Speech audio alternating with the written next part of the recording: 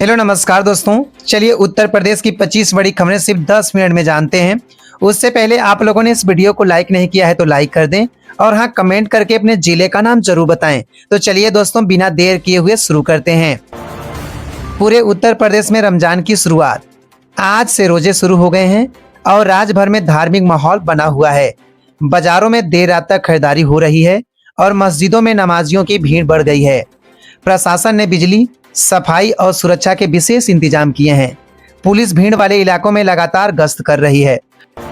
लखनऊ में पहला रोजा और विशेष नमाज।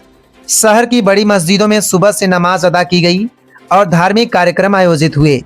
शहरी और इफ्तार के लिए बाजारों में भारी भीड़ देखी गई। ट्रैफिक व्यवस्था बनाए रखने के लिए कई रास्तों पर बदलाव किया गया।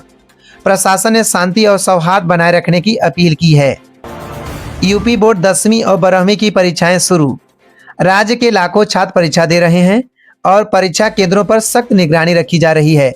प्रवेश से पहले छात्रों की जांच हो रही है और मोबाइल या इलेक्ट्रॉनिक्स उपकरण पूरी तरह प्रतिबंधित हैं।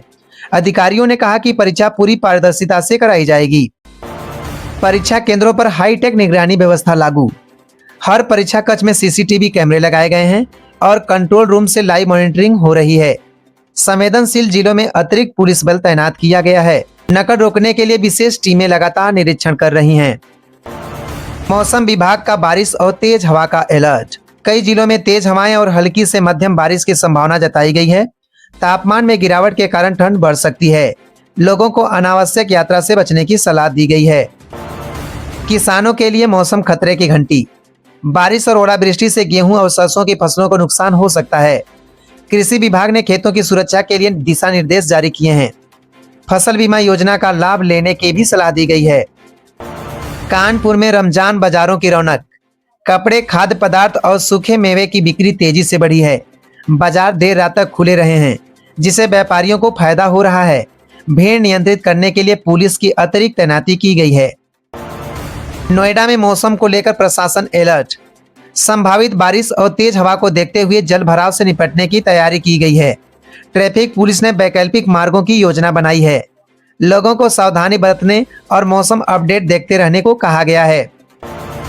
त्योहार और परीक्षा को लेकर पूरे राज्य में हाई अलर्ट। संवेदनशील इलाकों में पुलिस की गश्त बढ़ाई गई है और ड्रोन से निगरानी की जा रही है। जिला कंट्रोल रूम 24 घंटे सक्रिय हैं। प्रशासन ने अफवाहों से बचने और शांति बनाए रखने की अपील की है। खाद्य वस्तुओं की कीमतों में उतार चढ़ाव। मौसम और बढ़ती मांग के कारण सब्जियों और फल के दाम बदल रहे हैं। खाद्य विभाग बाजारों की निगरानी कर रहा है। आम लोगों को राहत देने के उपायों पर चर्चा चल रहा है। रमजान के दौरान रात के बाजारों का समय बढ़ाया गया। कई शहरों में दुकानों को देर रात तक खोलने की अनुमति दी गई। इससे लोगों को खरीदारी में सुविधा मिल रही है।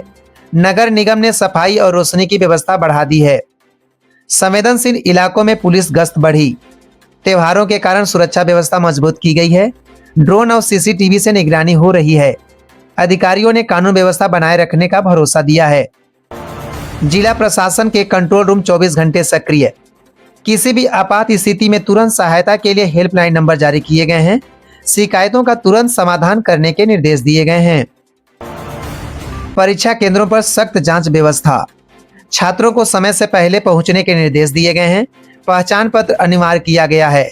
नकल करने वालों पर कानूनी कार्रवाई होगी। बिजली आपूर्ति की विशेष व्यवस्था। त्योहार और परीक्षा के कारण बिजली कटौती कम रखने का आदेश दिया गया है। खराबी होने पर तुरंत मरम्मत दल भेजे जा रहे हैं। सरकारी अस्पतालों में अतिरिक्त स्टाफ तैनात। मौसम बदलने से बीमारियों के मामले बढ़ने की आशंका है। इमरजेंसी सेवाएं मजबूत की गई हैं। वायरल बुखार और सर्दी जुकाम के मरीज बढ़े। स्वास्थ्य विभाग ने सावधानी बरतने की सलाह दी है। दवाओं का पर्याप्त स्टॉक रखा गया है। सिंचाई परियोजनाओं की समीक्षा बैठक। किसानों को समय पर पानी उपलब्ध कराने की योजना बनाई गई है। नहरों की सफाई तेज की गई है। गरीब परिवारों की पहचान के लिए सर्वे अभियान।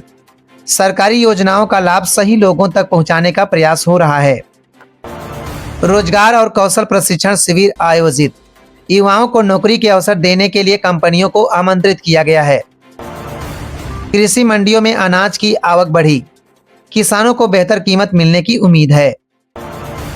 पशुपालन विभाग ने ठंड से बचाव की सलाह दी। पशुओं को गर्म रखने और नियमित जांच कराने को कहा गया है।